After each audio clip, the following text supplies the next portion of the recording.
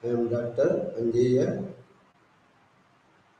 Professor of History, Usmania University, from Hyderabad, IGNOU Regional Center నుంచి ఈ live ఛానల్లో ఈరోజు BHIC 132 బుక్లో నుంచి history of India from 300 to 1206 అనే బుక్లో నుంచి మనం ఈరోజు యూనిట్ 3 అదేంటంటే Pushyabhutis and rise of Harsha's to power. అది ఈ యొక్క ఈరోజు లైవ్ ఛానల్లో మనం డిస్కస్ చేయబోయే ఆ లెక్చరింగ్ ఇచ్చేటువంటి ఒక పాఠం.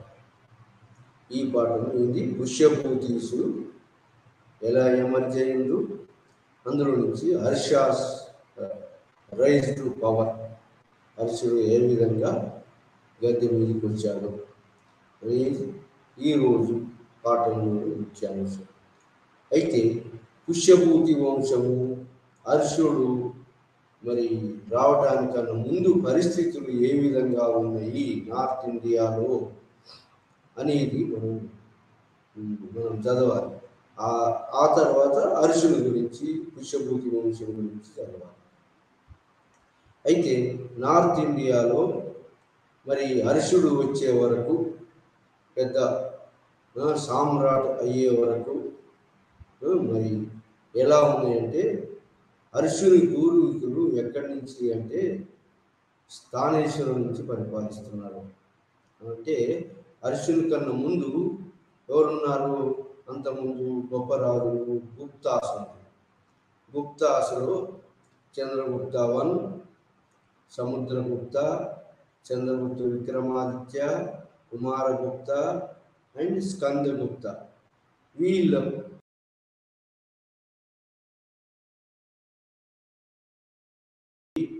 ఆ గుప్త సామ్రాజ్యము క్షీణించింది. ఇంకోటి సక్సెసివ్ వార్స్, మరి రాజకుటుంబాల మధ్య యొక్క తగాదాలు, మరి సామంతరాజుల యొక్క తిరుగుబాటు వల్ల గుప్త సామ్రాజ్యం క్షీణించిపోయి మరి ఉత్తర భారతదేశం అంతా ముక్కలుగా ఒక ఐక్యంగా నిర్మించబడిన పెద్ద సామ్రాజ్యము లేకుండా పోయి ముక్కలుగా విభజించబడింది. ఇది మరి హూనుల యొక్క దండయాత్ర వల్ల గుప్త సామ్రాజ్యం క్షీణించిపోయి మరి ముక్కలుగా గుప్తానంతరం ఈ ఉత్తర భారతదేశం అంతా ముక్కలుగా అయ్యింది. అందులో ఒక ముక్క ఎక్కడంటే నార్త్ వెస్ట్ ప్రాంతంలో, అంటే వాయువ్య ప్రాంతంలో స్థానేశ్వరం నుంచి పరిపాలించేటువంటి వారు పుష్యభూతీసు. స్థానేశ్వరం నుంచి పరిపాలించేటువంటి వారు, పంజాబ్ నుంచి పరిపాలించేటువంటి వారు పుష్యభూతీసున్నారు. మరి కనౌజ్ నుంచి పరిపాలించే వాళ్ళు ఎవరు? మౌఖరీస్ గృహవర్మ ఉన్నాడు. తర్వాత బెంగాల్ నుంచి పరిపాలించేటువంటి వాడు గౌడ శశాంకుడు ఉన్నాడు. శశాంకుడు అనే పేరు గౌడ శశాంకుడు బెంగాల్ నుంచి పరిపాలిస్తున్నాడు, బెంగాల్ బీహార్ ప్రాంతం. తర్వాత ఈ మాల్వా నుంచి దేవగుప్తుడు అనేవాడు పరిపాలిస్తున్నాడు, మాల్వా ప్రాంతం నుంచి. సో ఇలా ముక్కలుగా చేయబడినటువంటిది. మరి ఈ యొక్క గౌడ శశాంకును ఓడించాడు, సబార్డినేట్గా చేసుకున్నాడు, కనౌజ్ని కన్యాకుబ్జాని రాజధానిగా చేసుకున్నాడు. అంటే మరి మనము అంతకంటే ముందు రాజధానిగా ఉన్నటువంటిది ఏంటి అంటే పాటలీపుత్రము రాజధాని నుంచి కనౌజ్ ఎమర్జ్ అయింది. రాజధాని షిఫ్ట్ అయింది. ఎందుకు షిఫ్ట్ అయింది అంటే దానికి కొన్ని కారణాలు ఉన్నాయి. రాజధాని పాటలీపుత్రం నుంచి రాజధాని మరి మొత్తం నార్త్ ఇండియా రాజధాని, ఉత్తర భారతదేశం యొక్క రాజధాని కన్యాకుబ్జము, కనోజ్ ప్రాంతము ఎమర్జ్ అయింది బలంగా. పాటలీపుత్రము మరి పాటలీపుత్రం అంతకుముందు ఏన్షియంట్ పీరియడ్లో, ఎర్లీ పీరియడ్లో ఉన్నటువంటి పాటలీపుత్రము మరి ఈ క్షీణించిపోయింది, దివాలా తీసింది. ఎందుకంటే అక్కడ పాటలీపుత్రము మరి స్ట్రాటజిక్ ప్లేస్లోనే ఉండింది, కానీ అక్కడ ఏమైంది, పాటలీపుత్రము పాట్నా అనేది మరి ట్రేడింగ్ సెంటర్గా ఉండేది. ఆ ట్రేడ్ అండ్ కామర్స్ అక్కడి నుంచి క్షీణించింది. ట్రేడ్ అండ్ కామర్స్ డిక్లైన్ కాగానే పాటలీపుత్రము కూడా క్షీణదశకు వచ్చి కొత్త ప్రాంతం ఏది, గంగా యమున అంతర్వేది ప్రాంతము ఏదైతే బాగా బలంగా పంటలు పండేటువంటి యొక్క డెల్టా భాగం, కొత్త ప్రాంతము ఎమర్జ్ అయింది. ఏది, నూతన పాటలీపుత్రము ఏది ట్రేడ్ అండ్ కామర్స్ డిక్లైన్ అయ్యి కైన్ ఎకానమీ తక్కువైపోయి దాంతో మరి అగ్రికల్చర్ బేస్గా ఉన్నటువంటి కన్యాకుబ్జము, కనోజ్ అనేది గంగా యమున దోవ ప్రాంతం బాగా ఫెర్టైల్ సాయిల్ ఉన్నటువంటి మంచి భూభాగం, మంచి భూమి ఉన్నటువంటి యొక్క మరి వ్యవసాయ యోగ్యంగా పంటలు బాగా పండేటువంటి భూమి కొత్త రాజధానిగా ఆవిర్భవించడానికి దోహదపడింది. ఇంకా మరి ఇది అంతటా యూనిఫామ్గా జరిగిందంటే కాదు. ఎట్లా అంటే బెంగాల్లో, బీహార్లో వర్తక వ్యాపారం జరుగుతూనే ఉంది, మరి ట్రేడ్ అండ్ కామర్స్ బాగానే జరుగుతుంది. ఇంకా వెస్ట్రన్ ఇండియాలో కూడా ట్రేడ్ అండ్ కామర్స్ బాగా జరుగుతూనే ఉంది. అంతటా యూనిఫామ్గా ట్రేడ్ అండ్ కామర్స్ ఒక్కసారి కొలాప్స్ కాలేదు, పాటలీపుత్రంలో కొలాప్స్ అయింది. కాబట్టి అక్కడ ఆ యొక్క ఇది క్షీణించే పాటలీపుత్రం బదులుగా బాగా అగ్రికల్చర్గా బేస్గా వ్యవసాయ యోగ్యమైనటువంటి భూమి ఉన్నటువంటి కనోజ్, కన్యాకుబ్జం అనేటువంటి గంగా యమున అంతర్వేది భాగము నూతన రాజధానిగా ఎమర్జ్ అయింది ఉత్తర భారతదేశంలో. అది మౌఖరి గృహవర్మ పరిపాలిస్తున్నాడు. ఇది ఈ విధంగా పొలిటికల్ కండిషన్స్, రాజకీయ పరిస్థితులు ఇలా ఉన్నాయి. ఇలా ఉన్నటువంటి సమయంలో ఈ విధంగా అగ్రికల్చర్ బేస్గా ఉన్నటువంటి కన్యాకుబ్జము, కనోజ్ అనేది బాగా బలమైన ఈ కన్యాకుబ్జం రాజుకు ఎవరైతే కన్యాకుబ్జం రాజు ఎవరు, మౌఖరి గృహవర్మ గౌడ శశాంకును ఓడించాడు. ఓడించి వాని సబార్డినేట్గా చేసుకున్నాడు, గౌడ శశాంకును ఓడించాడు. మరి అదే ఈ యొక్క మాల్వాలో ఉన్న దేవగుప్తుని కూడా ఓడించాడు.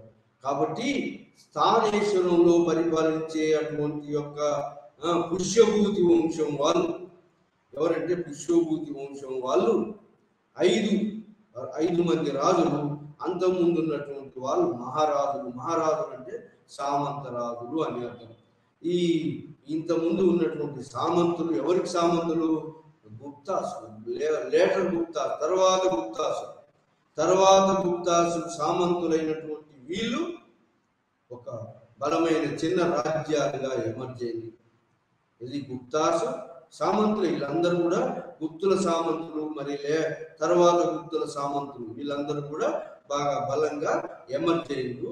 ఇది నార్త్ ఇండియాలో చిన్న చిన్న భాగాలుగా ఎమర్జ్ అయ్యి ఈ కాకుండా ఇంకా జయస్కంద వరాస్ అంటే మిలిటరీ చీఫ్స్, స్ట్రాటజిక్ ఏరియాలో ఎంతో మంది మిలిటరీ చీఫ్స్ కూడా ఎమర్జ్ అయ్యారు. వీళ్ళు కాకుండా ఈ పెట్టి రాజులు కాకుండా, చిన్న రాజులు కాకుండా జయస్కంద వరాస్ అనేటువంటి మిలిటరీ చీఫ్స్ స్ట్రాటజిక్ లొకేషన్లో ఇంకా కొంతమంది మరి మిలిటరీ క్యాంపులు ఉన్నటువంటి ప్రాంతాలు ఎమర్జ్ అయ్యి అవి బలంగా తయారయ్యాయి. ఇలాంటి పరిస్థితుల్లో స్థానేశ్వరం పరిపాలించేటువంటి పుష్యభూతి రాజవంశం ఏం చేసిందంటే, వాళ్ళు 5 తరాల వాళ్ళు, ఆ 3 తరాల వాళ్ళు సామంతులుగా ఉన్నారు. కానీ 4వ తరం వాడు ఎవరంటే ప్రభాకవర్ధనుడు. అతనికి 2 కొడుకులు, రాజ్యవర్ధనుడు మరి హర్షవర్ధనుడు ఇంకొక కూతురు ఉంది. ఆ కూతురును ఏం చేశాడంటే ప్రభాకవర్ధనుడు ఎవరికి ఇచ్చాడంటే మౌఖరి కనూజిని పరిపాలించు కన్యాకుబ్జాన్ని పరిపాలిస్తున్నటువంటి మరి మౌఖరి గృహవర్మకు రాజశ్రీ అనేటువంటి అతని యొక్క కూతురును ఇచ్చి పెళ్లి చేశాడు. కాబట్టి ఈ రెండు కూడా బాగా బలంగా అయింది. ఏది మ్యాట్రిమోనియల్ అలయన్స్ అంటే వివాహ సంబంధం ఎవరి మధ్యలో స్థానేశ్వర రూలర్స్ ప్రభాకవర్ధనుడు కూతురును మౌఖరి గృహవర్మ కన్యాకుబ్జ రాజుకు మౌఖరి గృహవర్మకు ఇచ్చాడు. కాబట్టి ఈ రెండు బాగా బలమైన రాజ్యాలుగా ఏమని పరస్పరం తోడ్పాటుతోటి. సో ఈ తోడ్పాటుతోటి ఏం చేశారంటే మౌఖరి గృహవర్మ బాగా మరి ఈ యొక్క గౌడ శశాంకుని ఓడించాడు, మాల్వాను దేవగుప్తుని ఓడించాడు. సో ఇలాంటి పరిస్థితి ఈ రెండు మరి బాగా బలంగా ఎమర్జ్ అయిన స్థానేశ్వరం రాజైన ప్రభాకవర్ధనుడు పూనుల దండయాత్రలు నడికట్టాడు. ఎవడు? ప్రభాకవర్ధనుడు. కాబట్టి ఆయన ఏమన్నారంటే ప్రభాకవర్ధనుడు స్థానేశ్వరం రాజు. ఎవరికి? స్థానేశ్వరం ఇండిపెండెంట్ రాజు ప్రభాకవర్ధనుడు మహారాజాది రాజా అంటారు కదా, అతను ఇండిపెండెంట్ మహారాజాది రాజా ప్రభాకవర్ధనుడు ఊనుల పాలిట యముడుగా పిలువబడ్డాడు. ఊనుల దండయాత్ర నడికట్టాడు. సో మరి విస్తరింపజేశాడు. స్థానేశ్వరం నుంచి పంజాబ్ నుంచి మరి ఈస్ట్ పంజాబ్ నుంచి మరి స్థానేశ్వరం నుంచి పరిపాలిస్తూ అతను బాగా ఊనుల దండయాత్ర నడికట్టి మరి వెస్ట్ ప్రాంతంలో ఊనులను ఓడించి ఊనుల పాలిట ఏమన్నారు? సింహం. ప్రభాకవర్ధనుడు ఊనుల పాలిట సింహం అన్నారు. సో ఆ సింహం మరి ఊనుల దండయాత్రను అరికట్టి వావ్య ప్రాంతం విస్తరించాడు. మరి ఈస్ట్ ప్రాంతంలో మీరు గృహవర్మ కన్యాకు రాజుతో వివాహ సంబంధం పెట్టి తన కూతుర్నిచ్చాడు. ఈ విధంగా బలంగా ఎమర్జ్ అయ్యాడు. అయితే ఈ టైంలో ఏమైందంటే మరి రాజ్యవర్ధనుడు అతని కొడుకు రాజ్యవర్ధనుడు, ఏది పెద్ద కొడుకు రాజ్యవర్ధనుడు కూడా ఊనుల దండయాత్రను అణిచివేశాడు. ప్రభాకవర్ధనుడు మరి యొక్క ప్రభాకవర్ధనుడు సో ఆర్డర్ మీద ఊనుల దండయాత్రను అణిచివేయడానికి వెళ్ళినడుగుతారు. ఆ తర్వాత ప్రభాకవర్ధనుడికి ఆరోగ్యం క్షీణించి అతను చనిపోయినాడు. సో ఆ టైంలో రాజ్యవర్ధనుడు అంటే పెద్ద కుమారుడు రాజ్యవర్ధనుడు సింహాసనం వధించాడు.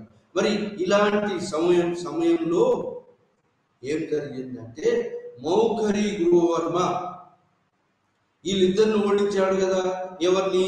మాల్వారాజును ఓడించాడు. గౌడ శశాంకుడు బెంగాల్ బిహార్ వాణ్ణి ఓడించాడు.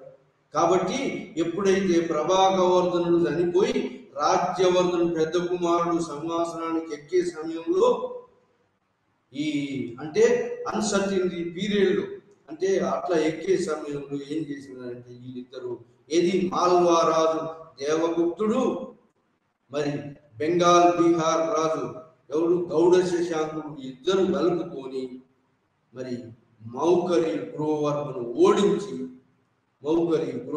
కన్యాకుబ్జ రాజును ఓడించి అతని కన్యాకుబ్జాన్ని ఆక్రమించుకొని అతని యొక్క భార్యను మరి చెరసాల పట్టాలని చెప్పి ప్రయత్నం చేస్తే ఆమె తప్పించుకొని పోయింది. ఎవరు? ఈ ప్రభాకవర్ధనుని కూతురు అంటే మౌఖరి గృహవర్మ యొక్క భార్య తప్పించుకొని పారిపోయింది. ఆ విధంగా కన్యాకుబ్జాన్ని ఆక్రమించుకున్నారు. కన్యాకుమారి కనోజిని ఎప్పుడైతే ఈ యొక్క కనోజిని ఎప్పుడైతే దాన్ని ఎప్పుడైతే ఆక్రమించారో రాజ్యవర్ధనుడు బయలుదేరి ఎవరి మీద? ఈ యొక్క గౌడ శశాంకుని మాల్వారాజు దేవగుప్తుని తోటి యుద్ధం చేయటం మొదలైంది. యుద్ధం చేస్తే ఆ యుద్ధంలో హర్షవర్ధనుని అన్న ఈ గృహవర్మను తన చెల్లెను రాజశ్రీని రక్షించబోయి ఇతను ఆ యుద్ధములు అసూలు భాషాడు. ఎవరు? ఈ ప్రభాకవర్ధనుడు పెద్ద కుమారుడు రాజ్యవర్ధనుడు. ఈ విధంగా మరి మరి రాజ్యవర్ధనుడు చనిపోయినాడు. అప్పుడు హర్షవర్ధనుడు మరి చనిపోయినాడు కాబట్టి తండ్రి చనిపోయినాడు, పెద్దన్న చనిపోయినాడు. ఇది వీళ్ళతోటి యుద్ధం చేయడంలో ఎవరితోటి? ఈ యొక్క మాల్వా రాజు దేవగుప్తునితోటి, గౌడ శిక్షాంతునితో యుద్ధం చేయడంలో అతను చనిపోయినాడు కాబట్టి హర్షవర్ధనుడు స్థానేశ్వర సింహాసనాన్ని అధిష్ఠించాడు. ఇగో అక్కడి నుంచి మరి హర్షవర్ధనుని పాత్ర మొదలైంది. సో మరి దీనికి ఈ యొక్క ఉత్తర భారతదేశంలో జరిగేటువంటి ఈ యొక్క చిన్న చిన్న రాజ్యాల కొట్లాట, మరి జయస్కంద వరాస్ అనేటువంటి మిలిటరీ చీఫ్స్ ఈ మరి బలమైన రాజ్యము సామ్రాజ్యము కానీ ఉత్తర భారతదేశాన్ని అంతా దక్షిణ వేగం చేసినటువంటి రాజ్యం ఏదీ లేకుండా పోయింది. అట్లాంటి సమయంలో హర్షవర్ధనుడు స్థానేశ్వర పీఠాన్ని అధిష్ఠించాడు. రాజ్యవర్ధనుడు చనిపోవడంతో.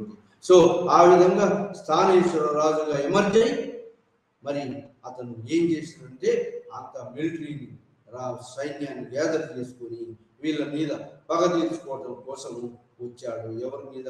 గౌడ శశాంకుని మీద, మరి మాల్వా రాజు దేవగుప్తుని మీద మరి యుద్ధం చేశాడు. మరి తన చెల్లెలైన రాజ్యశ్రీ మరి ఏది సూసైడ్ చేసుకోబోతుంటే అతను ఆమెను కూడా రక్షించాడు. ఇది హర్షవర్ధనుడు రక్షించిన తర్వాత మరి రాజ్యశ్రీకి పిల్లలు లేరు. అంటే మౌకరి గృహవర్మకు కన్యాకుబ్జ రాజుకు కనోజి రాజుకు కన్యాకుబ్జ రాజుకు పిల్లలు లేరు.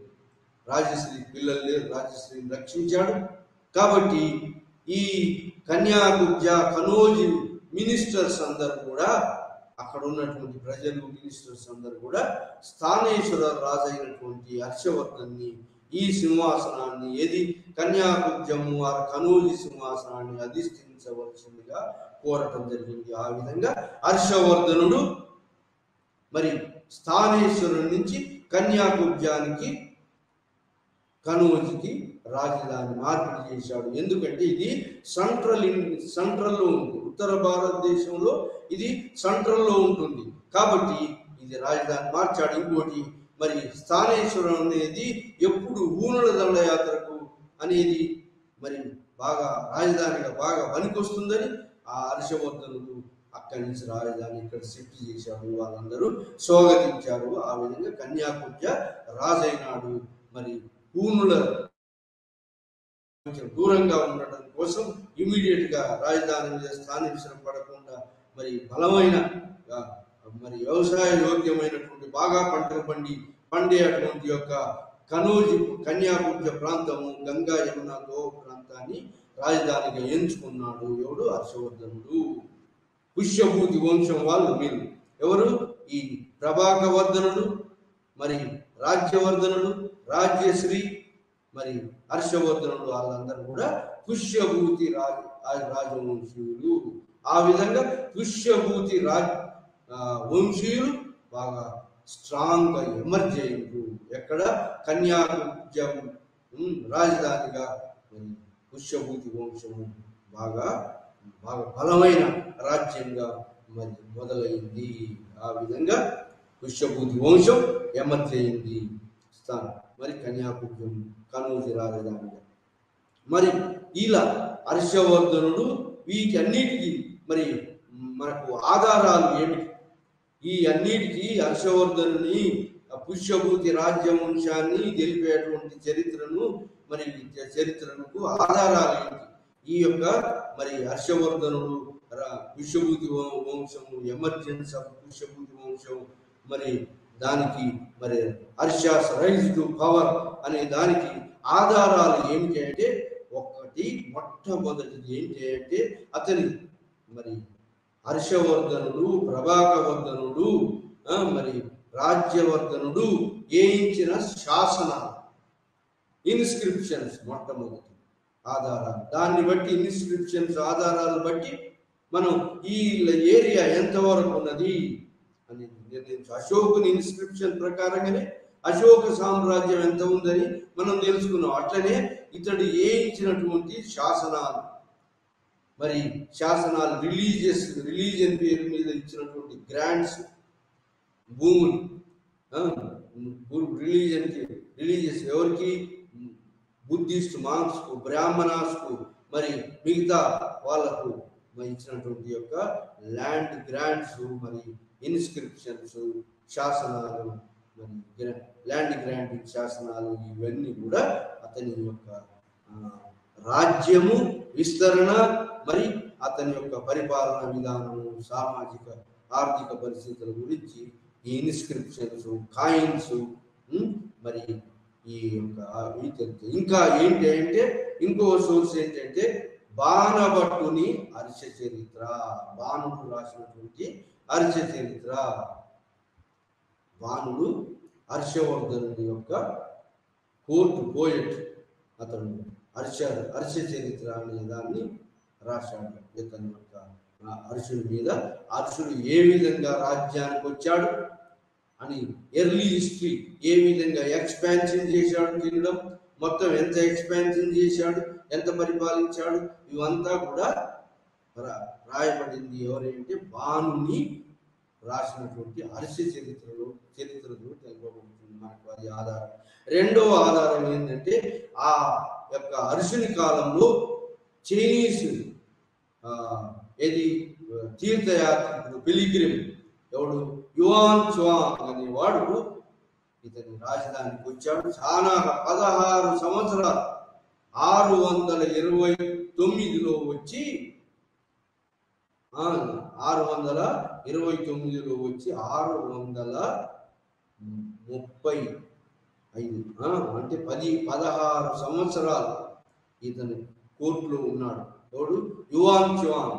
అతను ఆ కాలం నాటి పరిస్థితులు, ఆ హర్షవర్ధని కాలం నాటి సామాజిక ఆర్థిక మరి రిలీజియస్ మతపరమైన విషయాలన్నింటినీ కూడా మనకు అతని ఎవరి ఈ యొక్క యువాన్ చువాంగ్ గ్రంథం ద్వారా మనకు రచన వల్ల మనకు తెలుస్తుంది.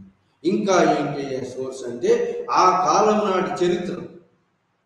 ఆ కాలం నాటి చరిత్ర ఏంటి అంటే ఆ కాలం నాటి రాజులు కాశ్మీరు పరిపాలించేటువంటి రాజులు, కలహానాస్, రాజతరంగిణి, అటువంటి కాశ్మీరు రాజులు, మరి ఈ యొక్క పంజాబ్ రాజులు, వాయువ్య ప్రాంతంలో ఉన్న రాజులు రాజచరిత్రను రాసుకున్నారు. గౌడ శశాంకుడు, మాల్వా రాజు, ఇంకో వీళ్ళు మరి దక్కన్లో ఈ హర్షుని కాలంలో ఉన్నటువంటి యొక్క కాలంలో సమకాలీనుడైన పులకేషియన్ టూ యొక్క శాసనము, మరి ఇది ఈ పులకేషియన్ నార్త్ ఇండియన్ లార్డ్ అని హర్షవర్ధని పొగుడుతూ వేయించిన శాసనము. ఆ శాసనాన్ని ఆధారంగా north Indian lord, north Indian ఆదీశ్వరుడు అని చెప్పారు. సో ఈ విధంగా మరి ఈ అన్ని ఆధారాల వల్ల హర్షుని చరిత్ర తెలుస్తుంది. ఆ విధంగా హర్షుడు రాజ్యానికి వచ్చాడు. ఈ రెండు ప్రాంతాల కలయిక వల్ల అతని ప్రాంతం బాగా బలంగా ఇంకా ఒకటి ఏంటంటే అతడు ఏం చేశాడు, ఇక్కడ మాల్వాలో దేవగుప్తుని ఓడించాడు. మరి గౌడ శశాంకుని ఓడించడానికి ప్రయత్నం చేశాడు, కానీ అతను ఓడించడానికి చాలా కాలం పట్టింది. గౌడ శశాంకుడు ఉన్నంత కాలం ఓడిపోతూ మళ్ళా గెరిల్లా యుద్ధం చేస్తూ మళ్ళా 600 ఇతను హర్షుడు సామ్రాజ్యానికి వచ్చిన పుష్యభూతి వంశం ఇప్పుడే అంటే ప్రభాకవర్ధనుడు ఇవంతా 600 క్రీస్తు పూర్వం 604 నుంచి మొదలైంది. హర్షుడు రాజ్యానికి వచ్చింది ఎప్పుడే అంటే ఎరా అంటే యుగం, హర్షుని యుగం అంటారు. హర్ష ఎరా 606 నుంచి 647 దాకా పరిపాలించాడు. ఎవరు? హర్షవర్ధనుడు. అంటే దాదాపు 41 సంవత్సరాలు, 47 అంటే 606 నుంచి 47 అంటే 41 సంవత్సరాలు దాదాపుగా ఈ కన్యాకుబ్జ రాజధానిగా పరిపాలించి మిగతా ఏది జయస్కంద వరాస్ అంటే మిలిటరీ చీఫ్స్ అందరినీ కూడా ఓడించాడు. ఇటు పోయి ఇక్కడ ఎవరిని గౌడ శశాంకుని కూడా ఓడించాడు. మరి మాల్వా దేవగుప్తుని కూడా ఓడించాడు. గౌడ శశాంకుడు బాగా లొంగలేదు కాబట్టి గౌడ శశాంకుని అవతల ఉన్న అస్సాం రాజ్యంలో పరిపాలిస్తున్నటువంటి భాస్కర వర్మ తోటి మిత్రత్వం చేశాడు ఎవరు? హర్షవర్ధనుడు. ఆ విధంగా భాస్కర వర్మ మరి ఇటు పోయి భూముల దండయాత్ర అంచాడు. మాల్వాను జయించాడు. మాల్వాను కలిపేసుకున్నాడు. మాల్వా పోయిన తర్వాత గుజరాత్ ప్రాంతం ఉంది. గుజరాత్ ప్రాంతములో ఉన్నటువంటి మైత్రకాస్ అనే రాజులు ఉండేవాళ్ళు. వాళ్లకు ఈ యొక్క హర్షవర్ధనుని యొక్క డాటర్ నుంచి మ్యాట్రిమోనియల్ అలయన్స్ చేసుకున్నాడు, వివాహ సంబంధం చేసుకున్నాడు. మైత్రకాస వల్లభి అంటే గుజరాత్, లతాస్ కూడా దక్షిణ గుజరాత్లో ఉండే లతాస్. సో ఆ విధంగా ఈ ప్రాంతాలను వశపరుచుకొని మైత్రకాస్ తోటి వివాహ సంబంధాలు తన యొక్క డాటర్ను మైత్రకా రూలర్స్ ఇచ్చాడు. ఈ విధంగా ఆల్రెడీ సో ఈ స్థానేశ్వరం మరి మాల్వాను ఓడించి మైత్రకాసును తోటి వివాహ సంబంధాలు ఏర్పడి లతా ఏరియాను సౌత్ గుజరాత్ను ఆక్రమించుకున్నాడు. ఈ విధంగా మొత్తం ఉత్తర భారతదేశం 600 క్రీస్తు పూర్వం 635-36 వచ్చారు. గౌడ శశాంకుడు కూడా చనిపోయినాడు. అతన్ని బీహార్ బెంగాల్ కూడా పట్టుకున్నాడు. సో ఈ విధంగా అస్సాం రాజు మాత్రం అతనికి స్నేహితుడుగా ఉన్నాడు. ఈ విధంగా ఉత్తర భారతదేశం అంతా కూడా అతని ఆధీనంలోకి తెచ్చుకున్నాడు. ఎవరు? హర్షవర్ధనుడు. ఆ విధంగా అతని beginning ascending of the throne 606 ని హర్షాశేరా అంటారు. ఇంకా ఇతని యొక్క కాలంలో మరి హర్షుని ఈ విధంగా సామ్రాజ్యాన్ని మొత్తం ఉత్తర భారతదేశాన్ని మరి ఆక్రమించిన తర్వాత మరి దక్షిణ భారతదేశం మీద దండయాత్రలు చేయాలనుకున్నాడు. దక్షిణ భారతదేశాన్ని కూడా ఆక్రమించుకున్నాడు. అతని యొక్క బార్డర్ నర్మదా నదికి దగ్గరగా వచ్చింది. సో లతాను ఆక్రమించుకున్నాడు, మాల్వాను ఆక్రమించుకున్నాడు, మైత్రకాసును మరి వివాహ సంబంధాలు మంచి సంబంధం చేసుకున్నాడు. ఆ విధంగా నర్మదా నది వరకు విస్తరించింది. అటు కాశ్మీర్ రాజులు కూడా ఇతనికి సామంతులైనారు. అందరూ కూడా మరి ఇతనికి అన్ని జయస్కంద వరాస్ అంటే మిలిటరీ చీఫ్స్ కూడా అందరూ సామంతులైన 20 మంది, దాదాపు 20 మంది సామంత రాజులు హర్షుని కోర్టుకు అటెండ్ అయినారు. వాళ్ళు ఏంటి కప్పం చెల్లిస్తారు, ప్రతి సంవత్సరం కప్పం చెల్లిస్తారు. హర్షునికి అవసరమైనప్పుడు మిలిటరీని పంపుతారు. సో ఈ విధంగా సామంత రాజులు ఎంతమంది ఉంటారంటే ఇతనికి దాదాపు 20 మంది. దాని సామంత రాజులను ఏమని పిలుస్తారంటే మహారాజా, రాజా లేదా ఏమంటారు ఈ మహాసామంత, సామంత, రణక ఈ పేర్లతో పిలుస్తారు. మరి ఇతని హర్షుని ఏ పేర్లతో పిలిచారు అంటే హర్షుని చక్రవర్తి, పరమేశ్వర, పరమభట్టారక, మహారాజాదిరాజ ఇట్లా పేరు. పరమేశ్వర, చక్రవర్తి, భట్టారక, మహారాజాదిరాజ అని పిలువబడతాడు. ఇతను మహారాజాదిరాజ అని పిలువబడ్డాడు హర్షవర్ధనుడు. అంటే రాజులకు మీద రాజు. సో ఇది ఆ విధంగా ఇతను నర్మదా నది వరకు విస్తరించాడు. అతని సామ్రాజ్యం ఉత్తర భారతదేశం దాదాపుగా అతని ఆధీనంలోకి వచ్చింది. దక్షిణ భారతదేశం ఇందులోకి జయించాలని నర్మదా నదిని దాటి ఇక్కడ పశ్చిమ చాళుక్య రాజు పులకేశియన్ II రాజ్యం మీద దండయాత్ర చేశాడు. చేస్తే పులకేశియన్ II అతి బలవంతుడు. ఎప్పుడు పశ్చిమ చాళుక్య రాజుల్లో అతి బలవంతుడైనటువంటి వాడు, గొప్పవాడు రెండవ పులకేశి. అతని అతని చేతిలో ఈ యొక్క north Indian lord or north Indian Nadeshwara అనేవాడు ఓడిపోయి నర్మదా నది ప్రాంతంలో ఒక శాసనం వేయించాడు. ఎవరు? పులకేశిన్ II. దాన్ని ఏమంటారంటే దాన్ని అయోలు ఇన్స్క్రిప్షన్ హరిసేనుడు అనేటువంటి వాడు పులకేశిన్ II యొక్క కోర్టులో ఉన్నటువంటి వాడు ఏది ఈ ఐఓలు శాసనాన్ని వేయించాడు. ఆ శాసనం ప్రకారం ఏంటి తెలిసేదంటే ఉత్తర భారతదేశం అంతా పరిపాలించేటువంటి రాజు దక్షిణ భారతదేశంలో ఉన్నటువంటి పశ్చిమ చాళుక్య రాజు చేతిలో ఓడిపోయినాడు. ఈ ఓడిపోయినటువంటి వాణ్ణి ఏమని పిలిచాడంటే ఆ శాసనంలో ఐఓలు ఇన్స్క్రిప్షన్లో ఏమని నార్త్ ఇండియన్ లార్డ్ అంటే నార్త్ ఇండియాలో గొప్ప రాజు నాదీశ్వరుడు, నార్త్ ఇండియన్ నాదీశ్వరుడు పులకేశిన్ సౌత్ ఇండియన్ లార్డ్ చేతిలో ఓడిపోయాడు అని నర్మదా నది ప్రాంతంలో వేయించినటువంటి శాసనం ఇది ఈ అయోలు శాసనం తెలపబడుతుంది. అంటే ఏంది? హర్షవర్ధనుడు పులకేశిన్ చేతిలో ఓడిపోయాడు కాబట్టి హర్షవర్ధన్ సామ్రాజ్యం నర్మదా నది వరకే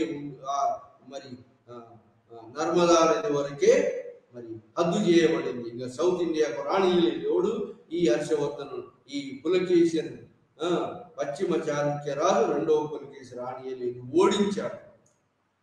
ఎవరిని ఓడించాడు? నార్త్ ఇండియన్ లార్డును ఓడించాడు అని చెప్పుకున్నాడు. అంటే నార్త్ ఇండియా మొత్తం అతని చేతిలో ఉంది అని ఈ యొక్క అయ్యవోలు శాసనంలో పులకేశి వేయించినటువంటి శాసనంలో తెలపబడింది. అంత ఎక్స్టెంట్ ఆఫ్ ఎంపైర్ సామ్రాజ్యాన్ని అతని ఆధీనంలో ఉండేది. ఎవరి ఆధీనంలో? అర్షుని ఆధీనంలో ఉండేది. అతని కింద 20 మంది సామంతులు ఉండేది.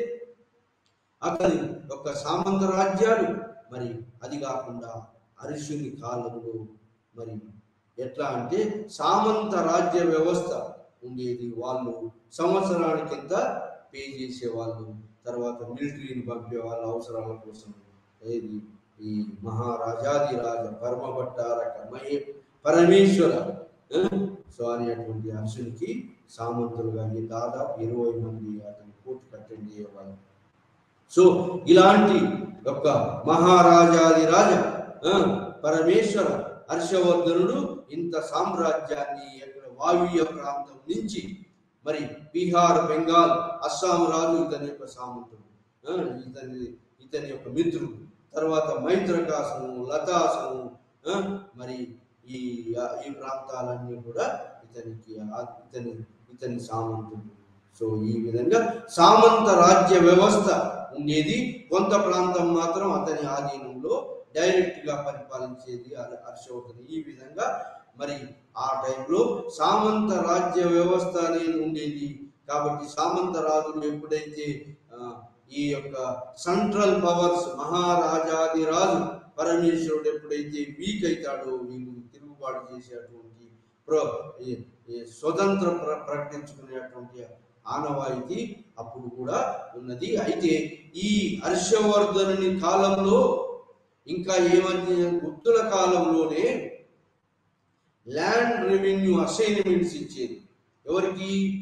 ఈ బ్రాహ్మణులకు ఇచ్చేది, బుద్ధిస్ట్ మాంగ్స్కి ఇచ్చేది, మరి టెంపుల్స్ కూడా ఇచ్చేది. సో ఇది ఇచ్చేటువంటిది ఇప్పుడు ఏమైందంటే ఇంకా అలా కాకుండా గుప్తుల కాలంలోనే మరి పరిపాలకులు కూడా ల్యాండ్ రెవెన్యూ అసైన్మెంట్స్ లేదా ల్యాండ్ గ్రాంట్స్ ఈవెన్ సోల్జర్స్ కూడా ఇవ్వడం జరిగింది. అంటే చిన్న ఉద్యోగుల నుంచి పై ఉద్యోగుల దాకా ల్యాండ్ గ్రాంట్స్ ఇవ్వడం జరిగింది. ఎప్పుడు? గుప్తుల కాలంలోనే మొదలైంది. అర్షున కాలంలో ఇంకా ఎక్కువైంది. కాబట్టి అర్షున కాలాన్ని ఏమంటే రైజ్ ఆఫ్ ఫ్యూడలిజం భూస్వామ్య వ్యవస్థ భూములు ఇచ్చారు కాబట్టి భూములు ఉన్నటువంటి తీసుకున్నటువంటి వాళ్ళు పెద్ద పెద్ద భూస్వాములుగా తయారు. ఆ విధంగా ఫ్యూడల్ వ్యవస్థ అర్షుని కాలంలో రావటం జరిగింది. ఆ విధంగా గుప్తుల కాలంలో మొదలైనటువంటి ఫ్యూడల్ వ్యవస్థ అర్షుని కాలంలో ఇంకా బలంగై అర్షుని కాలం ఏన్షియంట్ పీరియడ్ అంటే ప్రాచీన యుగం నుంచి అర్షుని కాలము, తర్వాత మధ్యయుగం అంటారు. అర్షుని కాలం తర్వాత వచ్చినటువంటి దాన్ని 647 తర్వాత అర్షుని కాలం పోయి రాజపుత్రులు వస్తారు. ఆ రాజపుత్రుల కాలము చిన్న చిన్న రాజ్యాలుగా వస్తాయి. ప్రతిహారాస్ ఆఫ్ కనౌజ్, పాలాస్ ఆఫ్ బెంగాల్, బీహార్, మరి రాష్ట్రకూటాస్ ఆఫ్ చాళుక్యులు పోయి రాష్ట్రకూటాస్ వస్తారు. ఈ విధంగా వీళ్ళ మధ్యలో ముగ్గురు మధ్యలో ట్రైపార్టైట్ స్ట్రగుల్ జరుగుతుంది, 3 పార్టీ స్ట్రగుల్ జరుగుతుంది. ఆ విధంగా వీళ్ళు పోయి మరి అర్షుడు పోయి 3 ముఖ్యమైనటువంటి రాజ్యాలు ఎమర్జ్ అవుతాయి, ఫ్యూడలిజం ఎమర్జ్ అయింది. ఆ విధంగా అది మిడివల్ పీరియడ్ కిందకి వస్తుంది. ఏది ప్రతిహారాస్ ఆఫ్ కనౌజ్ అంటే ఈ హర్షవర్ధనుని సామ్రాజ్యాన్ని ఎవరు ప్రతిహారాస్ ఆఫ్ కనౌజ్ రాజు ప్రతిహారాలు పట్టుకుంటారు. ప్రతిహారాలు ఎవరంటే గూర్జర రాష్ట్రంలో సెటిల్ అయినటువంటి, రాజస్థాన్లో సెటిల్ అయినటువంటి ఊనులే ప్రతిహారాసులు ఎమర్జ్ అవుతారు. మరి బీహార్, బెంగాల్లో పాలాస్ పరిపాలనలోకి వస్తారు. వాళ్ళు బుద్ధిజాన్ని ప్యాటర్న్ చేశారు. మరి ప్రతిహారాసు హిందూయిజాన్ని ప్యాటర్న్ చేస్తారు.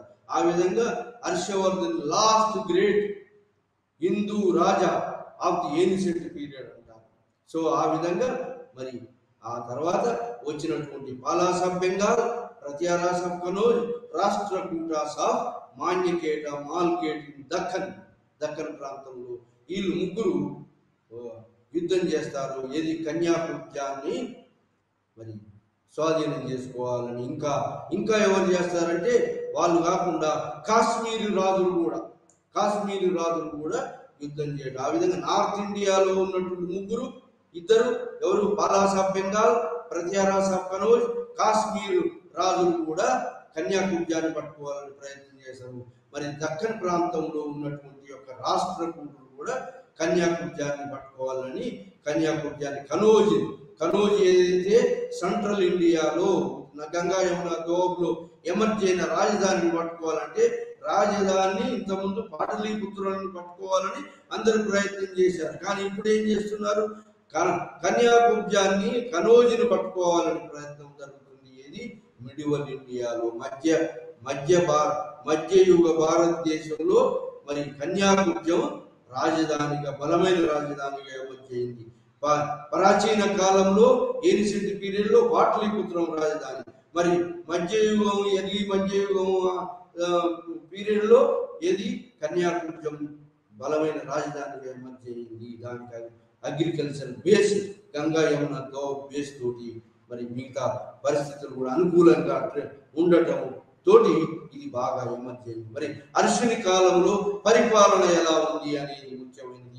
ఈ సోర్స్ ద్వారా, ఎవరి సోర్స్ ద్వారా? బాణా సరస్సు చరిత్ర, యువాన్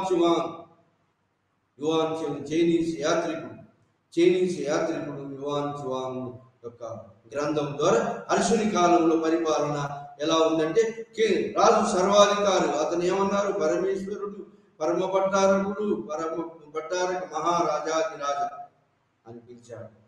అది సర్వ హక్కులు రాజుకుంటాయి. కానీ రాజు ధర్మశాస్త్రాలను పరిగణనలో తీసుకుని పరిపాలిస్తాడు. అయితే మొత్తం రాజ్యాన్ని సామంత రాజులు పోగా మిగతా రాజ్యంలో ఉన్నటువంటి ఆఫీసర్స్ అందరినీ కూడా ఈ యొక్క సెంట్రల్ గవర్నమెంట్ నుంచి రాజుకు సాయం చేసేటువంటి వాళ్ళు మినిస్టర్లు ఉంటారు. అంటే మంత్రివర్గం ఉంటుంది. మంత్రివర్గం కింద వివిధ డిపార్ట్మెంట్స్ ఉంటాయి. ఈచ్ డిపార్ట్మెంట్ ఒక సూపరింటెండెంట్ ఉంటాడు. ఈ యొక్క మౌర్యుల కాలంలో, గుప్తుల కాలంలో ఉన్నటువంటి యొక్క సూపరింటెండెంట్ అంటే ఆ యొక్క డిపార్ట్మెంట్ హెడ్స్ కూడా ఉంటారు. ఇది సెంట్రల్ గవర్నమెంట్ లో డిపార్ట్మెంట్ హెడ్స్, మినిస్టర్లు ఉంటారు. మరి సామంత రాజులు కూడా, వీళ్ళందరూ కూడా కోర్టులో అటెండ్ అవుతారు సమావేశం జరిగినప్పుడు. సో ఇలాంటి యొక్క వ్యవస్థ సెంట్రల్ గవర్నమెంట్. మరి ఆ తర్వాత ఈ మొత్తం రాజ్యాన్ని అతను డైరెక్ట్ గా ఉన్న రాజ్యాన్ని ఏం చేసినాడు, మరి రాష్ట్రాలుగా, ప్రావిన్సులుగా, ప్రాంతాలుగా విభజించాడు. ప్రాంతాధిపతి ప్రాంతాల మీద ఉంటాడు. తర్వాత ప్రాంతాలను డిస్ట్రిక్ట్స్ గా విభజించాడు. డిస్ట్రిక్ట్స్ మీద డిస్ట్రిక్ట్ హెడ్. మరి ఏది గుప్తుల కాలంలో ఉన్నటువంటి పరిపాలన వ్యవస్థని మరి ప్రాంతాధిపతులు, డిస్ట్రిక్ట్ అధిపతులు, ఆ తర్వాత విలేజ్ హెడ్, గ్రామిక, విలేజ్ ఎల్డర్స్ పరిపాలించేది. ఈ విధంగా మరి పరిపాలన విషయాపతి.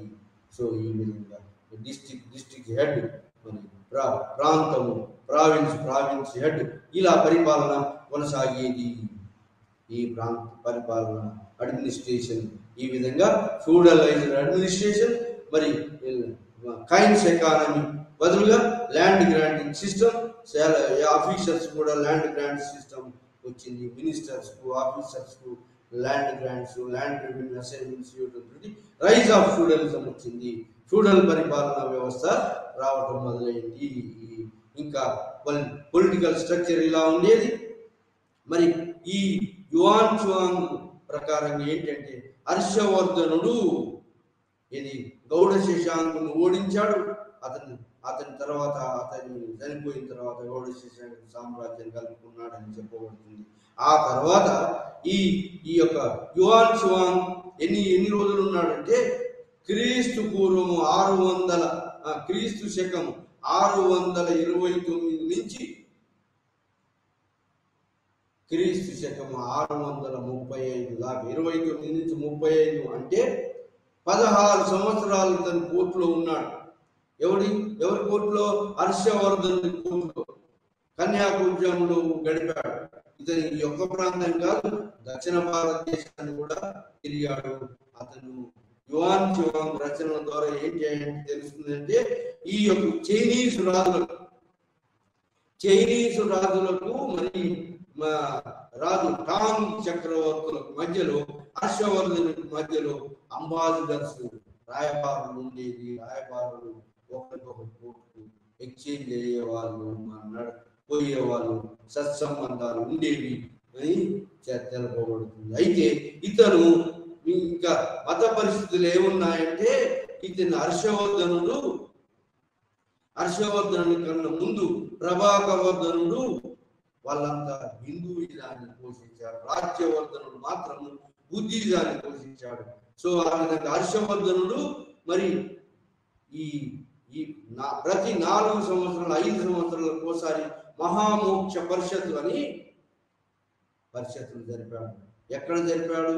కనూజులు, కన్యాకుబ్జంలో జరిపాడు, ప్రయాగలో జరిపాడు.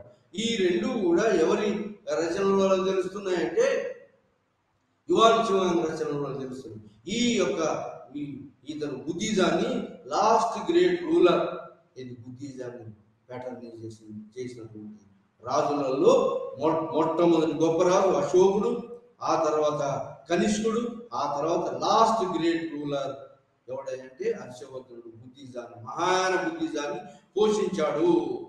ప్రతి 4 సంవత్సరాలు 5 సంవత్సరాల కోసం మహామోక్ష పరిషత్తు అనేది ఎక్కడ? కన్యాకుబ్జంలో జరిపాడు. ఈ కన్యాకుబ్జంలో మహామోక్ష పరిషత్కు ఏంటి ఇతని సామంతరాజులు, మరి ఇతని ఆఫీసర్స్ వాళ్ళందరూ వచ్చేవాళ్ళు. అందరూ ముందు ఏంటి ఇతని యొక్క ఈ యొక్క హర్షవర్ధనుడు ఆ యొక్క దాంట్లో మహాయాన బుద్ధ విగ్రహాన్ని పెట్టాడు. బుద్ధ విగ్రహాన్ని, తర్వాత శివుని విగ్రహాన్ని, సూర్య విగ్రహాన్ని. వీళ్ళు ప్రభాకవర్ధనుడు ఆ మొట్టమొదటి వాళ్ళు ఎవరిని పూజించేదంటే సూర్య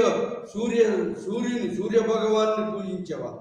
అంటే హిందూయిజం సూర్య భగవాన్ని పూజించేవారు. కాబట్టి మరి ఇతను మహాయాన బుద్ధిజం లోకి మారినప్పటికీ ఇతను హిందూయిజాన్ని కూడా ప్రభాకవర్ధనుడు బుద్ధిజాన్ని బుద్ధ విగ్రహాన్ని పెట్టుకొని పూజించాడు. ఇది ప్రభాకవర్ధనుడి కొడుకు రాజ్యవర్ధన పెద్దన్న, ఇతని యొక్క అన్న. సో ఆ తర్వాత మరి ఇతను ఈ యొక్క రిలీజియస్ సమ్మేళనంలో అందరిని కవులను పండితులను పోషిస్తూ బ్రాహ్మణులు పిలిపించాడు. మరి బుద్ధిస్ట్ మాంగ్స్ పిలిపించాడు. మరి ఆ తర్వాత బ్రాహ్మణులు మిగతా వాళ్ళందరినీ కూడా ఈ యొక్క ఋగ్వేద బ్రాహ్మణులు, యజుర్వేద బ్రాహ్మణులు, సామవేద బ్రాహ్మణులు అందరికి కూడా దాన ధర్మాలు చేశాడు. మరి బుద్ధిస్ట్ మాంగ్స్ కూడా దాన ధర్మాలు చేశాడు. మరి ఉన్నదంతా కూడా పంచిపెట్టేవాడట. ఈ యొక్క అతని దగ్గర ఉన్నదంతా కూడా పంచిపెట్టేవాడట. ఎవరు? హర్షవర్ధనుడు. ఆ విధంగా హర్షవర్ధనుడు మరి మహామోక్ష పరిషత్తులు జరిపి అక్కడ కన్యాకుబ్జంలో ఒకటి జరిపాడు, ప్రయాగలో ఒకటి జరిపాడు. రెండింటిలో కూడా మరి ఏంటి అంటే మహాయాన బుద్ధిస్ట్ మాంగ్స్ వచ్చినారు దాంట్లో. ఆ తర్వాత బ్రాహ్మణులు వచ్చినారు. ఆ తర్వాత శివుని విగ్రహాన్ని పెట్టాడు, సూర్య భగవాను విగ్రహాన్ని పెట్టాడు. అంటే ఏంది? ఇతను బుద్ధిజాన్ని పోషించినప్పటికీ హిందూయిజాన్ని కూడా పోషించాడు. బ్రాహ్మణులకు గ్రాంట్స్ ఇచ్చినాడు. మరి సామవేద బ్రాహ్మణులు, యజుర్వేద మరి ఈ బ్రాహ్మణులకు కూడా దాన ధర్మాలు చేశాడు అని చెప్పబడింది. అంటే ఏంటి? ఇతను బుద్ధిజాన్ని పోషించినప్పటికీ, బుద్ధిజాన్ని ప్యాటర్నైజ్ చేసినప్పటికీ యువాన్ చువాంగ్ గొప్పగా పొగిడాడు. ఎవరిని? ఈ యొక్క హర్షవర్ధనుడు. మొత్తం ఉన్నదంతా కూడా ఈ 4 సంవత్సరాలు ఇతను ట్యాక్స్ కలెక్షన్ ఎంత చేసేవాడంటే ఇతను 1/6 మాత్రమే పంటల నుంచి పంట తీసుకునేవాడంట. అంత చారిటీ ఉన్నటువంటి వాడని పొగుడుతాడు. ఇంకా అతని సామ్రాజ్యంలో కరువు కాటకాలు లేవు, అంత పంటలు పండి తొలతొగుతున్నాయి. మరి ట్యాక్స్ కూడా ఉండేవి, పన్నులు, కానీ అంత కఠినంగా పన్నులు ఉండేవి కావు. మరి ఇతని కాలంలో, హర్షుని కాలంలో మరి ఫ్యూడల్స్, ల్యాండ్ గ్రాంట్స్, ఫ్యూడల్స్ బాగా ల్యాండ్ భూములు ఉన్నటువంటి బాగా ఎంజాయ్ చేసినారు. వెట్టి చాకిరి వ్యవస్థ కూడా ఉండేది. మరి ఈ కాలంలో కూడా వెట్టి చాకిరి ఉండేది. వెట్టి చాకిరి గారు ఇతను ధాన్యం పంపిణీ చేసేవాడు. అంటే ఇది ఈ 100 రోజుల పని లాగా 100 రోజుల పని ఎప్పుడుందో ధాన్యం ఇచ్చేవాడు వాళ్ళ వృత్తి కోసం, తిండి కోసం. సో ఆ విధంగా వెట్టి చాకిరి అంటే ఒట్టిగానే చేయించుకునేది కాదు, కొంత ఆహార ధాన్యాలు పంచించేవాడు. ఇంకా అది కాకుండా హర్షవర్ధనుడు ఏం చేశాడంటే రోడ్లు నిర్మించాడు, హాస్పిటల్ కట్టించాడు. మరి రోడ్ల మార్గంలో చెట్లు నాటించాడు. Rest houses, trade and commerce ను మరి ఉచ్చ స్థితిలో ఉంచడానికి రెస్ట్ హౌసెస్ అంటే మర్చెంట్స్ పోయి రెస్ట్ హౌసెస్ లో సేద తీరడం కోసము మరి బావులు తోయించాడు రోడ్ల మీద. మరి ఈ గృహాలు కట్టించాడు. మరి వర్తక వాణిజ్యాన్ని ప్రోత్సహించాడు, హాస్పిటల్ కట్టించాడు. ఇంకా విశ్వవిద్యాలయం, నలంద విశ్వవిద్యాలయం ఇతని కాలంలోనే గొప్ప స్థితిలోకి వచ్చింది. అతిపెద్ద బుద్ధిస్ట్ యూనివర్సిటీ అది ఇతని యొక్క ప్యాటర్నైజ్ వల్ల, ఇతని పోషణ వల్ల నలంద విశ్వవిద్యాలయం గొప్ప యూనివర్సిటీగా వచ్చింది. ఈ విధంగా హర్షవర్ధనుడు ఈ ప్రయాగలో మరి కన్యాకుబ్జంలో జరిగినటువంటి మత పరిస్థితులు గురించి చెప్పబడుతుంది. ఆ తర్వాత హర్షవర్ధని కాలంలో హర్షుడు ఇదే కాకుండా సామంతులు కూడా కొంత ఫ్రీడమ్ ఇస్తూ సామంతులు అతనికి సామంతషిప్ అంటే యాన్యువల్ కాంట్రిబ్యూషన్ ఇచ్చేవాళ్ళు. మరి తర్వాత మిలిటరీని పంపేవాళ్ళు. మరి అతనికి దాసోహంగా ఉండేవాళ్ళు. మరి ఆ విధంగా ఇండిపెండెంట్ ఆయా ప్రాంతంలో వాళ్ళు ఇండిపెండెంట్ గా పరిపాలించుకునే వాళ్ళు. ఈ విధంగా మరి ఈ సామంత రాజ్య వ్యవస్థ, ఫ్యూడల్ వ్యవస్థ, ల్యాండ్ గ్రాంట్స్ పరిపాలకులు ఇవ్వటం, ఉద్యోగస్తులకు ఇవ్వటం, సైన్యానికి ఇవ్వటం. మరి ఇది రైజ్ ఆఫ్ ఫ్యూడలిజం వచ్చింది. భూస్వామ్య వ్యవస్థ బాగా వేళ్ళూరుకొని పోవటము హర్షవర్ధన్ కాలంలో జరిగింది. అది మరి ఇంకా ఏంటంటే హర్షవర్ధని కాలంలో జరిగినటువంటి మత పరిస్థితుల గురించి కూడా మనం తెలుసుకున్నాము. అతని సామ్రాజ్యం. మరి హర్షుడు క్రీస్తు శకము 606 నుంచి 647 సంవత్సరాలు పరిపాలించాడు. ఆ పరిపాలించి ఉత్తర భారతదేశాన్ని అంతా ఏకం చేశాడు. దక్షిణ భారతదేశం మీదకి పోయి ఓడి తెలిసిన ఉత్తర భారతదేశాన్ని అంతా ఐక్యం చేసినటువంటి చిట్ట చివరి మరి ఏన్షియంట్ పీరియడ్, చిట్ట చివరి హిందూ రాజు, బుద్ధిస్టు రాజు, హిందూ రాజు, చిట్ట చివరి రాజు హర్షుడు అని పేర్కొనబడ్డాడు. ఆ విధంగా ఆ తర్వాత హర్షుని తర్వాత హర్ష సామ్రాజ్యం క్షీణించి మరి ప్రత్యారాస కనోజ్ కన్యాకుబ్జాన్ని ప్రత్యారులు ఆక్రమించారు. ఈ చైనీస్ 2 రాయబారాలు పంపాడు. చైనీస్ రూలర్స్ పంపితే మొదటి రాయబారులు ఎప్పుడు వచ్చారంటే క్రీస్తుకు శకము 637లో వచ్చారు. అప్పుడు హర్షుడు బాగున్నాడు, మంచిగా ఉన్నాడు. కానీ లాస్ట్కు 647లో ఒక రాయబార వర్గం వచ్చింది. ఆ రాయబార వచ్చే వరకు హర్షుని కన్యాకుబ్జాన్ని వేరే వాళ్ళు పట్టుకున్నారు.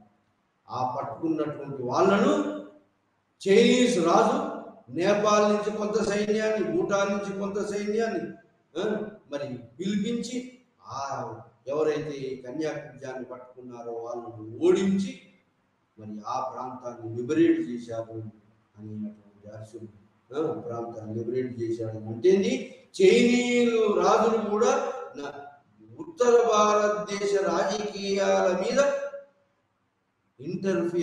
జోక్యం కల్పించుకొని ఆ యొక్క కన్యాకుబ్జాన్ని పట్టుకున్నటువంటి రాజును తొలగించారని కూడా ఉన్నది. మరి ఈ విధంగా చైనీయులు మరి ఉత్తర భారతదేశంలో జోక్యం చేసుకున్నారని కూడా ఉన్నది. ఆ తర్వాత హర్షుని తర్వాత వచ్చినటువంటి రాజ్యాలు మరి నార్త్ ఇండియాలో ఏంటంటే ఈ యొక్క కన్యాకుబ్జాన్ని ప్రచారులు, కాశ్మీర రాజులు, జమ్మూ కాశ్మీర్ నుంచి కాశ్మీర రాజులు, మరి పాలాస బెంగాల్, బీహార్ ప్రాంతాన్ని పాలాసు, మరి ఇక్కడ దక్షిణ భారతదేశంలో రాష్ట్రకూటాసు ఆక్రమించుకొని ఈ విధంగా ఉత్తర భారతదేశంలో 3 పార్టీ స్ట్రగుల్, మరి దక్షిణ భారతదేశంలో ఉన్నటువంటి రాష్ట్రకూటులు మరి ఈ యొక్క పెద్ద సామ్రాజ్యాన్ని అవతరించి ప్రత్యారులతోటి పాలాస్తోటి యుద్ధం చేస్తూ ఉండేది. ఆ విధంగా మరి ఏన్షియంట్ పీరియడ్ హర్షవర్ధన్ ఎండై మధ్యయుగం ప్రారంభమైంది. ఎవరితోటి? ప్రతిహారులు of Kannauj, Palas of Bengal and Bihar, Rashtrakutas of Manyakheta 200 సంవత్సరాలు పరిపాలించారు. వీళ్ళందరూ కూడా ఎవరు? ప్రతిహారులు 200 సంవత్సరాలు, పాలాస్ ఆఫ్ బెంగాల్, బీహార్ 200 సంవత్సరాలు. మరి వీళ్ళు కూడా ఎవరు? ఈ రాష్ట్రకూటాస్ ఆఫ్ మాన్యకేట, రాష్ట్రకూటాస్ ఆఫ్ మాన్యకేట, మాల్కేడ్ ప్రాంతం నుంచి కూడా వీళ్ళు కూడా రాష్ట్రకూటులు 200 సంవత్సరాలు దక్కన్ నుంచి పరిపాలించారు. వీళ్ళు కాకుండా జమ్మూ కాశ్మీర్ రాజులు కలహనాస్ రాజతరంగిణి ప్రకారంగా జమ్మూ కాశ్మీర్ రాజులు కూడా కన్యాకుబ్జా మీద పట్టు సాధించాలని ఈ విధంగా కన్యాకుబ్జం కోసం పోట్లాట మొదలైంది. అది మిడివల్ పీరియడ్ లో కన్యాకుబ్జం సెంటర్గా పోట్లాట, మరి అందరి మధ్యలో పోట్లాట మొదలైంది. కన్యాకుబ్జాన్ని తమే స్వాధీనం చేసి తమ ఆధీనంలో ఉండాలి. ఈ యొక్క మధ్యయుగంలో మధ్యయుగం మొదటి భాగంలో కొట్లాట మొదలైంది. ఎవరి మధ్యలో? రాష్ట్రకూటులు దక్కన్లో, మరి పాలాస బెంగాల్ బీహార్లో ఉన్నటువంటి వాళ్ళు, ప్రత్యారాస కనోజ్, మరి కాశ్మీర్ రాజులు, నార్త్ ఇండియాలో 3, సౌత్ ఇండియాలో రాష్ట్రకూటాస్, వీళ్ళ మధ్యలో 4 మధ్యలో కొట్లాట మొదలైంది. ఈ కొట్లాటలో మైత్రకాస వల్లభి వాళ్ళు ఇండిపెండెంట్ అయినారు, లతాస్ వాళ్ళు కూడా ఇండిపెండెంట్ అయినారు. ఈ విధంగా 3 పార్టీ స్ట్రగుల్. మరి ఇంకా చిన్న చిన్న రాజ్యాలు కూడా స్వతంత్రంగా ప్రకటించుకున్నారు. ఈ విధంగా మధ్య యుగం వచ్చే వరకు హర్షుడి last great ruler of ancient India. ఈ హర్షుడు అతనే గొప్ప గొప్ప కవి. అతను రాసినటువంటి ఏంటంటే అసలు హర్ష, నాగానందం అండ్ రత్నావళి అండ్ హర్షుడు రాసినటువంటి 3 రత్నావళి, నాగానందం, మరి ఈ మీకు 3 గ్రంథాలు రాశాడు. నాగానందం, రత్నావళి అని 3 గ్రంథాలు హర్షుడు రాశాడు. ఆ విధంగా హర్షుడు గొప్ప కవి. మరి పరిపాలన ప్రజల వద్దకు పోయేవాడట. పరిపాలన ప్రజల వద్దకు డైరెక్ట్ గా పోయి ప్రజల బాగోలు ఫ్రీక్వెంట్ అంటే మధ్యలో ప్రజలతోటి మమేకమై ప్రజలు ఏ విధంగా ఉన్నారు, సుఖ సంతోషాలతో ఉన్నాయా, ప్రజల ఈతి బాధలు ఏ విధంగా ఉన్నాయి అనేది డైరెక్ట్ గా తెలుసుకున్నటువంటి వాడు, తెలుసుకొని ప్రజలకు అనుకూలంగా పరిపాలన నడిపినటువంటి వాడు హర్షుడు. అతను ఏన్షియంట్ ప్రాచీన భారతదేశ చరిత్రలో చివరివాడు, గొప్ప ఇది మొత్తం ఉత్తర భారతదేశాన్ని ఐక్యంగా చేసి పరిపాలించిన రాజులలో ఇతను కూడా ఒక గొప్ప రాజు అని చెప్పారు. హిందూ రాజులలో మరి బౌద్ధ మతాన్ని పోషించినప్పటికీ కూడా ఇతర మతాలను ఆదరించాడు, బ్రాహ్మణులను ఆదరించాడు, మరి టెంపుల్స్ ఇది ఈ విధంగా అందరికీ కూడా దాన ధర్మాన్ని చేశాడు. అందరినీ కవులను, పండితులను, సామంతులను, మరి ఉద్యోగులను అందరి సమక్షములో అతను ఈ 4-5 సంవత్సరాల్లో కూడబెట్టిన ధనమంతా కూడా మొత్తం ఏమి లేకుండా అందరికి పంచేవాడు.